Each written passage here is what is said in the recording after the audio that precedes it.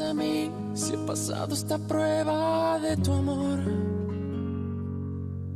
Y no tengo el valor de escapar para siempre del dolor.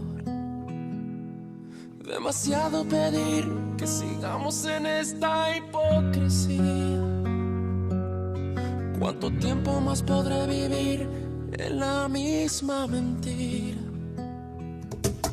Ya no puedo seguir resistiendo esa extraña sensación que me hiela la piel como invierno fuera de estación. Tu mirada en la mía, ignorándose en una lejanía. Todo pierde sentido y es mejor el vacío que el olvido. No vayas presumiendo, no, que me ha robado el corazón y no me queda nada más.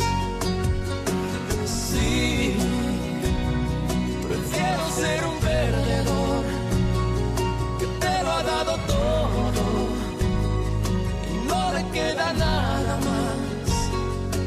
No me queda nada más. ¿Qué más quieres de mí si he pasado esa prueba de tu amor? Il y a quelque temps, tu as promis que tu ferais tout ce que je te demanderais. Alors je veux que tu restes ici, avec moi. Je ne veux pas te déranger. Si tu as encore mal ou si tu es mal à l'aise... Non, je vais beaucoup mieux. Et le lit est grand. Qu'est-ce qu'il y a? Tu n'avais pas dit que tu serais une bonne épouse? Oui, mais... Mais ça, tu le refuses. Tu crois que je vais supporter ça encore longtemps? Tu es ma femme, Montserrat. Je t'ai épousée parce que je t'apprécie, pas pour faire décoration dans l'hacienda. Très bien, va dormir avec ta tante. Mais je veux que tu commences à te faire à l'idée que tu es ma femme et que c'est ce que j'attends de toi.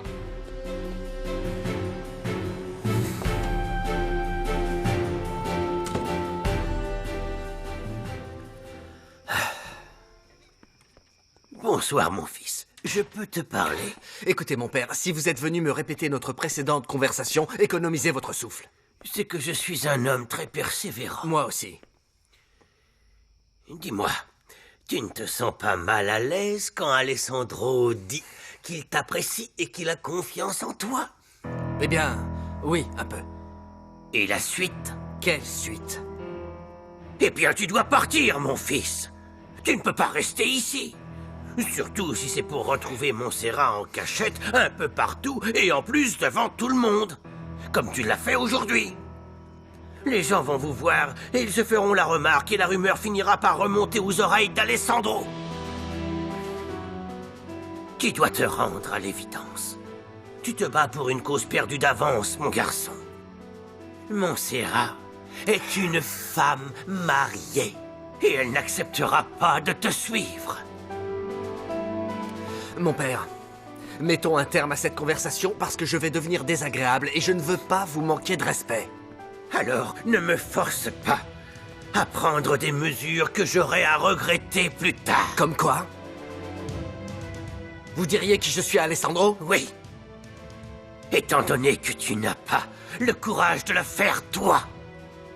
Pour l'instant, tout ce que tu as réussi à prouver, c'est que tu n'es rien d'autre qu'un lâche.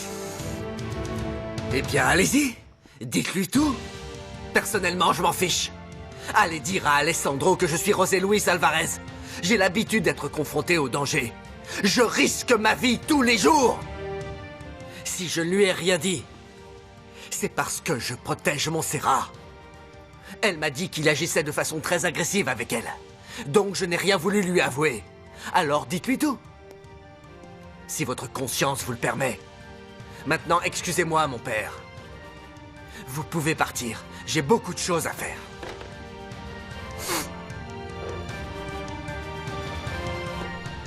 Je n'ai pas d'autre choix que de prier Dieu pour qu'il t'éclaire de sa lumière et te fasse réfléchir un peu à cette idée folle qui t'obsède et qui ne causera que des malheurs. Bonsoir, mon fils.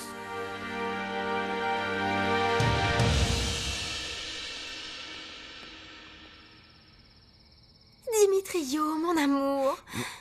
Écoute, ce cher Adolfo vient de me dire que nous retournons à Agua Azul. Est-ce que c'est vrai, chérie? Oui, mon amour. Mais pourquoi? C'est notre lune de miel. Oui, je sais, si ça ne dépendait que de moi, nous ferions le tour du monde. Oui, je Mais sais. on ne peut pas se cacher toute notre vie, on doit affronter la réalité.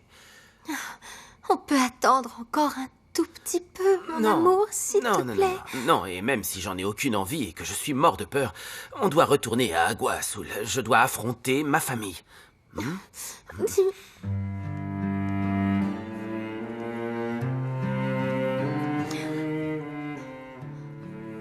Adolfo, merci pour tout, cher Adolfo. Non, Josefina.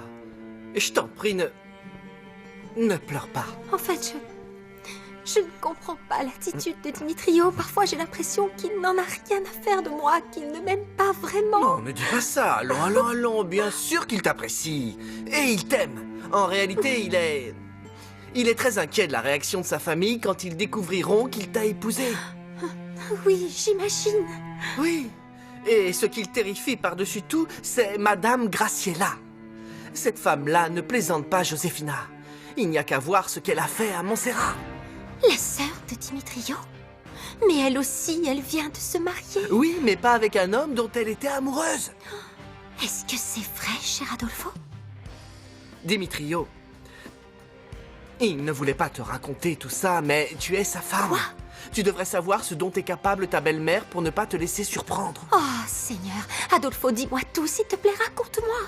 Tu me promets que tu n'en parleras à personne. Je te le promets, Adolfo. Allez, raconte.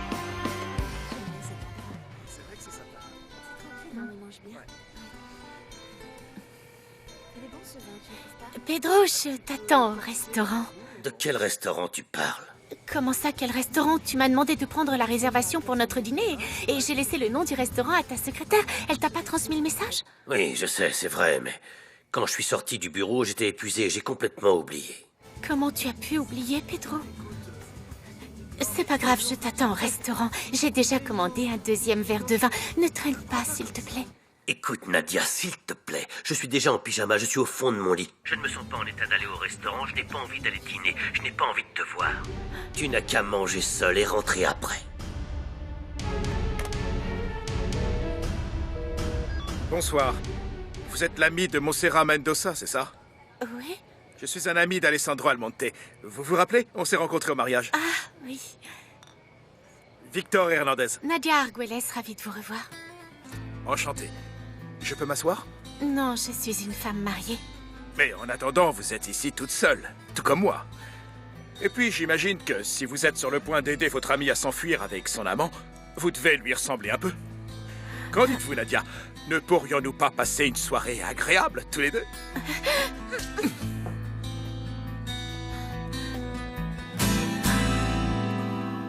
Oh, pauvre Montserrat.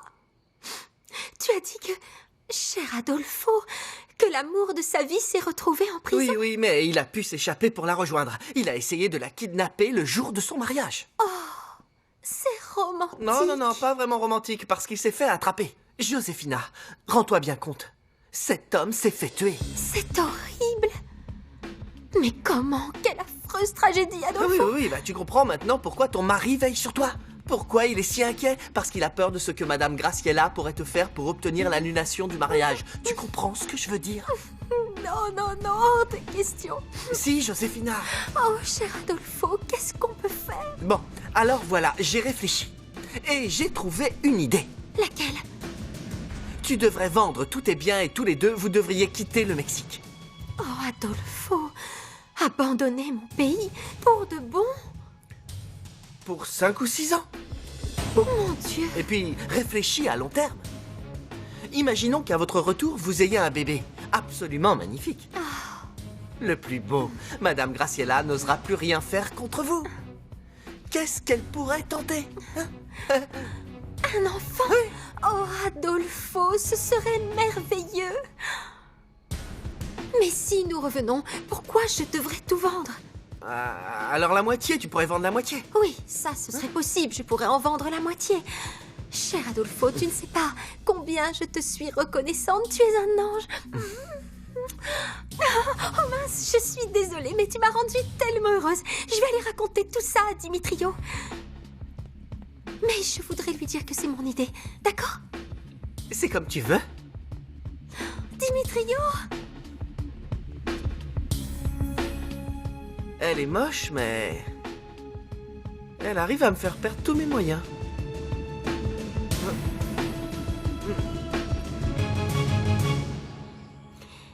Eh bien, nous voilà de retour à la maison. Ah! Bon, ben, moi je file, hein, je meurs d'envie de revoir ma sœur. Oui, moi aussi, j'ai envie de voir ma famille. Dimitrio, attends. Rappelle-toi que tu ne peux pas parler de nous deux à quiconque, chérie. D'accord, je ferai ce que tu veux, même si je n'aime pas mentir à ma famille. Mais ce sera mieux comme ça, mon amour. Et pendant ce temps-là, j'en profiterai pour discuter avec mon avocat pour qu'il vende mes biens à Mexico. Mais ceux qui sont ici, il vaudrait mieux ne pas y toucher, non? Sinon, les gens risquent de se poser des questions. Oui, mais est-ce que tu penses que ce sera suffisant? Oh oui, ça c'est sûr. Et puis, il y a toujours l'argent qui se trouve dans le coffre, on va aussi... tu le prendras aussi, n'est-ce pas? Oui, bien sûr que je le prendrai, c'est une très grosse somme d'argent. Oh, Dimitrio, j'ai vraiment hâte de faire ce tour de l'Europe. Bon, je dois partir maintenant. Mais tu viendras cette nuit, n'est-ce pas? Oui, peut-être. Oh, Dimitrio, ne sois pas méchant, allez. On peut venir dîner ce soir, non?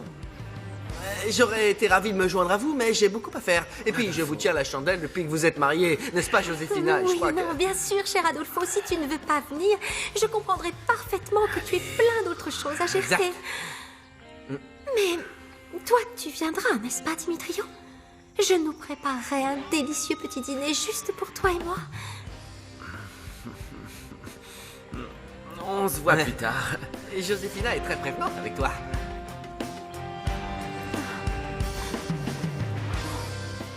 Bonjour. Bonjour, Renato. Vous êtes venu déjeuner? Si ça ne vous dérange pas, oui. Bien sûr que non, asseyez-vous. Oh, pardon.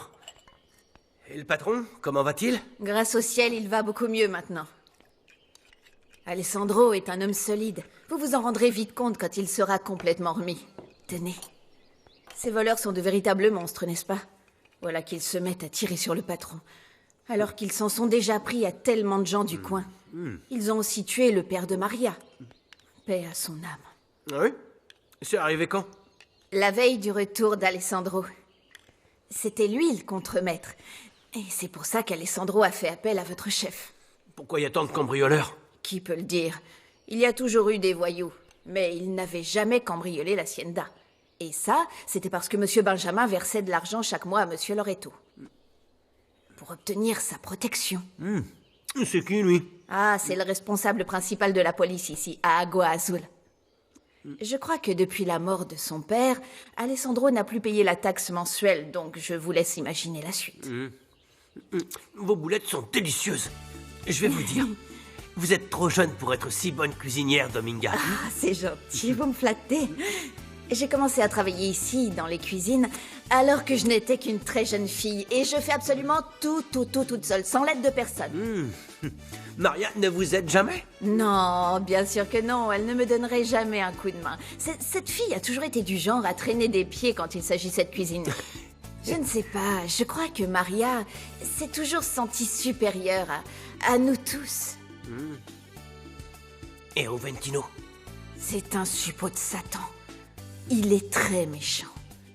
Vous savez, il nous fait à tous très peur.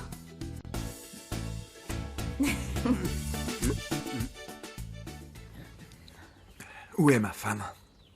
Je ne sais pas, monsieur, je crois qu'elle est au salon. Je veux que vous la gardiez à l'œil et dites-moi tout ce qu'elle fait. À qui elle parle, qui elle voit. Et ne la laissez pas sortir de l'hacienda sous aucun prétexte. Dites à Roventino d'en faire autant. Oui, monsieur. Rosario, l'avez-vous vu discuter avec le contremaître? Oui, monsieur. Ils se parlent souvent. Non, enfin, je n'en sais rien. Est-ce que vous savez de quoi ils parlaient? Je ne sais pas, je n'entendais rien. Pourquoi êtes-vous si nerveuse alors? Eh bien, parce que... Si Montserrat retourne au pavillon du contremaître, dites-le moi tout de suite. Ne révélez rien de tout ça à ma femme. Je vous préviens, Rosario, tous les gens ici travaillent pour moi, et si ce n'est pas le cas, je les renvoie. C'est bien clair? Oui, monsieur. Dites à la tante de ma femme, Madame Carlotta, de venir ici, merci. Tout de suite.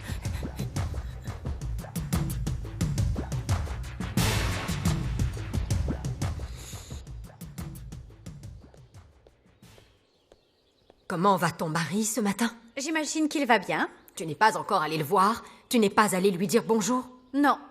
Franchement, chérie, tu te comportes très mal. Une femme devrait veiller sur son mari, s'occuper de lui et s'inquiéter de ce dont il a besoin. Tata, je t'en prie. Je ne suis pas d'humeur à écouter tes sermons sur la parfaite petite épouse. Pardonne-moi, je ne voulais pas te mettre en colère, je cherche à t'aider.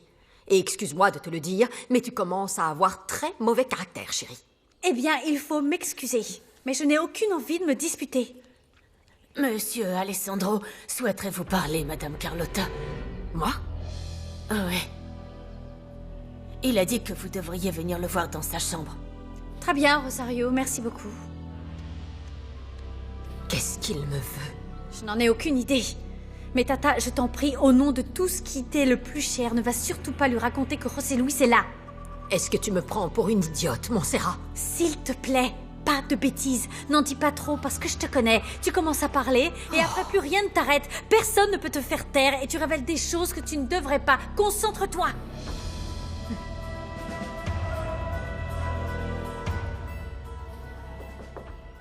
Oui, entrez. Bonjour, Alessandro. Comment allez-vous ce matin? Bien, merci. Rosario m'a dit que vous vouliez me Écoutez, parler. Carlotta, j'ai accepté que vous veniez ici pour faire plaisir à Montserrat. Parce que, comme vous pourrez le comprendre, je n'apprécie pas vraiment la famille de ma femme. La situation commençait à s'améliorer un peu entre Montserrat et moi jusqu'à ce que vous arriviez et que vous lui racontiez je ne sais quoi. Eh bien, j'ai seulement... Non, je n'ai pas fini de parler. Votre nièce n'est pas la femme que je pensais. Même si votre belle-sœur m'avait assuré du contraire quand je m'intéressais à Montserrat. Elle ne ressent rien pour moi, elle n'a jamais eu la moindre affection pour moi. Oh non, Alessandro, vous vous imaginez des choses. Je sais ce que je dis.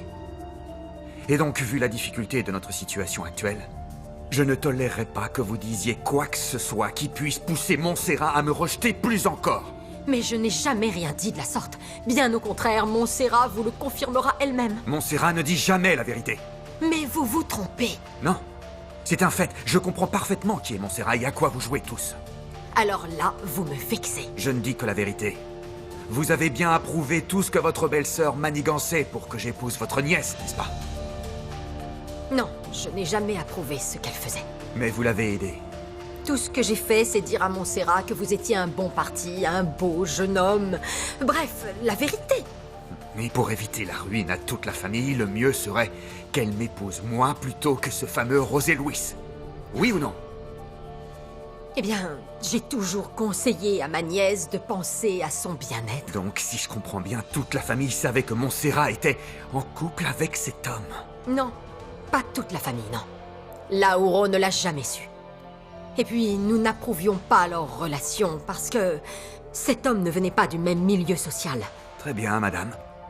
Mais attention, si jamais j'apprends que vous avez une influence négative sur Montserrat, je vous renvoie de suite à Agua Azul. Si vous le souhaitez, je peux repartir maintenant. Je n'ai pas besoin de rester chez vous. Comme vous voulez.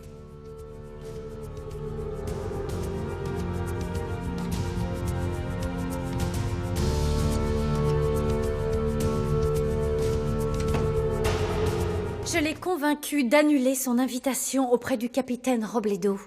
Mais de toute façon, si Victor ou ma mère viennent à me rendre visite, ils te reconnaîtront. Je te l'ai déjà dit. Tout ne dépend que de toi. Mais est-ce que vous êtes fou? Oh, Tata, je t'en prie, on ne fait que parler. Encore heureux, il ne manquerait plus que vous ayez fait pire. Ici, dans la maison. Arrête! Vous devez partir, jeune homme, parce que si vous restez... Il se passera quoi, hein? Eh bien... Oh, chérie, ça ne peut pas continuer comme ça. Je sais, Tata. Et tout va s'arranger. Ne t'inquiète pas. Je vais aller parler à Alessandro. Excusez-moi. Tu devrais avoir honte, Montserrat. Cet homme est juste devant toi et ça ne te fait ni chaud ni froid. Tu n'as pas peur que ton mari le découvre? Dis-moi de quoi vous avez parlé. On a parlé de lui. De José Luis? Tu lui as dit? Non, bien sûr que non. Mais il m'a posé plein de questions et il a menacé de me mettre dehors. Oh, Tu trouves ça correct de me faire endurer une telle humiliation rien que pour toi? Est-ce qu'il a vraiment menacé de te chasser d'ici? Mais pourquoi? Entrez, Antonio. Vous en savez un peu plus? Non, rien du tout. J'ai parlé avec les ouvriers qui s'occupent des terres cultivables et ils m'ont dit qu'ils n'avaient rien vu. Mais il y a quelque chose de louche là-dessous, Alessandro. Vous pensez que les hommes qui nous ont attaqués viennent de l'hacienda? C'est possible. Y a-t-il eu des cambriolages dans les haciendas des environs comme il y en a eu ici? J'en sais rien, je parle pas aux autres propriétaires. Mais malheureusement, les vols de troupeaux ont toujours été monnaie courante dans la région. Combien de vos hommes ont des armes? Ils sont peu nombreux. Ruventino vous le dira. C'est lui qui a la clé du hangar où on conserve les armes à feu et c'est lui qui les confie personnellement à ceux en qui il a confiance. Alors il faut garder ces personnes à l'œil, hein? Oui, je vais demander à Ruventino d'y veiller. Non. Ce sera beaucoup mieux si Renato, mon assistant, s'en charge. Ce Ruventino, je ne lui fais pas confiance. Vous avez raison. En vérité, je ne l'ai jamais vraiment apprécié, mais... je ne pense pas qu'il oserait faire une chose pareille contre moi, et encore moins essayer de me tuer. Vous le connaissez beaucoup mieux que moi, Alessandro. Je vous conseille seulement d'être méfiant. Je le serai. Les gens disent que l'ennemi est toujours plus proche qu'on ne le pense. Ouais. Bon. Je vous laisse vous reposer. Excusez-moi. Allez-y.